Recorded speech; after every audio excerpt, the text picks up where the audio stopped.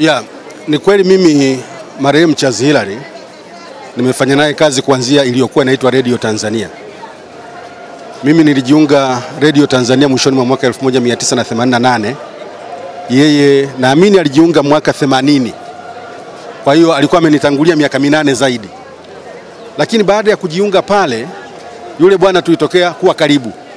Na tulitokuwa karibu kwa sababu labda baada ya kugundua kwamba na yeye ana nasaba na Zanzibar na mimi nina nasaba ya Zanzibar vile vile.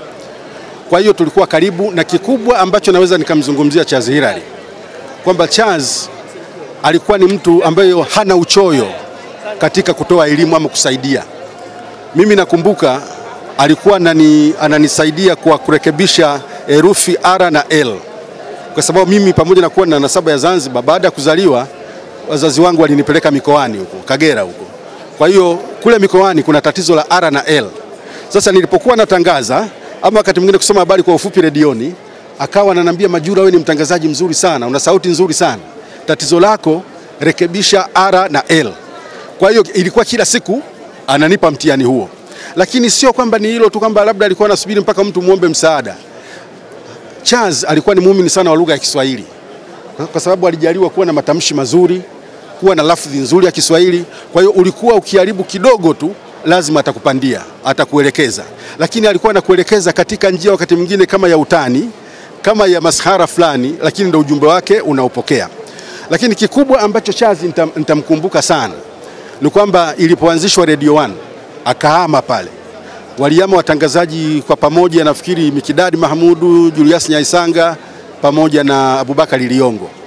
Na sisi baadaye tukaja kufuatia kujiunga na Radio 1. Naweza kusema kati ya wote tuliondoka Radio Tanzania wakati ule, aliyetikisa na kuleta mtikisiko Radio Tanzania alikuwa ni Charles Hilary. Kwa sababu gani? Yeye Mungu kamjalia kuwa na sauti nzuri sana, kamjalia kuwa na lafzi nzuri sana. Na kipindi kile yeye ndiye alikuwa anahusika kurekodi sana matangazo ya biashara. Wakati huo ni Radio 1. Sasa ilipokuja kwamba yeye akaondoka, kwa kweli ilikuwa ni mtikisiko mkubwa sana kwa Radio Tanzania. Lakini pia Charles namkumbuka wakati tuko Radio 1. Alitokea baba wa taifa Mwalimu Julius Kambarage Nyerere akafariki. Mimi nilikuwa ni mkuu wa kitengo cha habari na matukio pale Radio 1.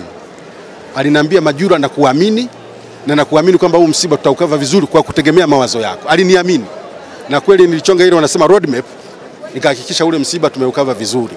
Kikubwa ambacho tutaendelea kumkumbuka Charles, alikuwa ni mtangazaji mzuri sana wa mpira. Yaani wakati ule wa radio, bado kabla TV hazijaja, ungeweza kufikiri kwamba labda mpira unauona. Alikuwa anajua kuwavuta wasikilizaji ama msikilizaji kumvuta kwenye radio umsikilize bila kuchoka. Lakini alifanikiwa kutoonyesha mahaba ama mapenzi yake kwenye hivi vilabu vya Simba na Yanga. Wengine tunafahamika. Mimi kwa mfano hata nikifa leo watajua Yanga mwenzetu ameondoka. Hiyo sio siri. Lakini yeye alibahatika, alimekuja kujulikana hivi juzi aliposema yeye mwenyewe. Mnafika mwaka mmoja ama nusu mwaka umepita ndo alizungumza hilo swala kwamba yeye ni mpenzi wa Simba. Lakini pia alikuwa kutokana na sauti yake na ujuzi wake, alikuwa hawezi kutayarisha kipindi chochote Charles ukahisi kama kimepwaya. Radio Tanzania alitayarisha kipindi kinaitwa Mambo Mpwito Mpwito. Akaja Radio 1 akaanzisha Nani Zaidi. Akaanza kipindi kinaitwa Macharanga.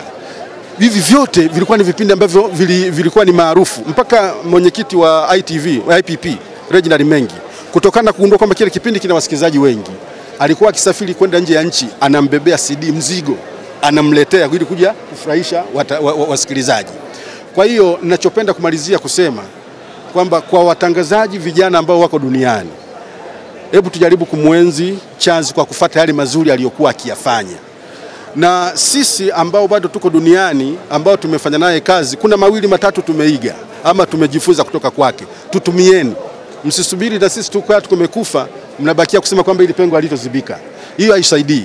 Mtutumie tukiwa hai na tumuombee mwenzetu, Mungu amlaze pema na pia amsamehe kwa madhambi aliyotenda kwa kukusudia ama kwa kutojua. Hayo ndio ninaweza kusema. Sio kama nimewaridhisha. Sawa. Charles najua alikuwa ni mtangazaji ambaye ameacha alama kubwa sana katika sekta ya habari, kwa sababu tumepoteza mtu ambaye ni mwalimu. Katika sekta ya utangazaji watu wengi walimwona Charles kama kioo cha kufikia mafanikio ya sekta ya utangazaji. Kwa hiyo naamini kwamba sekta hii ya utangazaji kwa ujumla wake impoteza mtu ambaye ni mwalimu, amewafundisha watu wengi, alikuwa role model wa watangazaji wengi vijana chipukizi. Kwa hiyo ni jambo ambalo kwa kweli nakusikitisha kwa kiasi kikubwa. Kila mtu ana namna ya kumkumbuka ndugu, rafiki au jamaa akiondoka, lakini kwangu mimi ni maarifa ambayo alikuwa nayo ya utangazaji na hakuwa mchoyo kutaka na wengine wajifunze. Mimi kutangaza mpira nimejifunzia ukubwani, tofauti na wengine ambao walianza wakiwa bado vijana. Na tukiwa BBC idhaa ya Kiswahili, mojawapo wa watu walionifundisha mbinu za kisasa za utangazaji wa mpira alikuwa ni Charles, na amekuwa akifanya hivyo pia kwa vijana wengi, si mpira tu lakini maadili ya utangazaji kwa ujumla, kuwahi studio, kuandika kwa lugha sahihi ya Kiswahili, na pia kuto ngata maneno vile yanavyotaka yatamkwe ndivyo alivyokuwa akiwaelekeza watu wafanye. Kwa hivyo kwenye swala la taaluma kwa kweli wengi tutakosa hiyo kwa sababu hata alivyokuwa Ikulu Zanzibar bado alikuwa ni mtu wa kupiga simu, iwe ni television pale UTV au UFM radio, atapiga simu na kufanya marekebisho kutaka vitu viende sawa. Nashukuru sana. Mimi naitwa Vicky Msina, ni meneja mawasiliano wa Benki Kuu. Nimemfahamu marehemu Charles Hilary tangu mwaka 1994 kwa sababu mimi ni mmoja wa waanzilishi wa ITV Radio 1 na nilikuwa na marehemu Charles Hilary. Charles kwangu ni mwalimu, rafiki, kaka. Naweza kusema yani ni mtu ambaye tumekuwa tukifanya kazi karibu. Hata hivi sasa alivyokuwa katika serikali ya Mapinduzi Zanzibar, bado tumekuwa tukifanya kazi kwa karibu, na hata mwezi uliopita tu nilikuwa Zanzibar na tumefanya naye kazi. Charles katika tasnia ya habari alikuwa ni zaidi ya mwalimu, kwa sababu alikuwa haogopi kukukosoa pale ambapo unakosea, na endapo unaenda studio bila kujiandaa, kwa kweli alikuwa hakuruhusu. Na hata hivi ametoka katika tasnia, ameenda Ikulu kule, kuna wakati alikuwa akiona kitu anakutumia kabisa, anakuambia Daviki hichi kina ukakasi, tunatania pale, unaambia bwana mimi sasa hivi hata sitaki kusikiliza radio fulani au TV fulani kutokana na ile ukakasi ambao tunaona, kutokana na kwamba kuna baadhi ya waandishi wa habari wamekuwa hawafuati yale maadili ya utangazaji.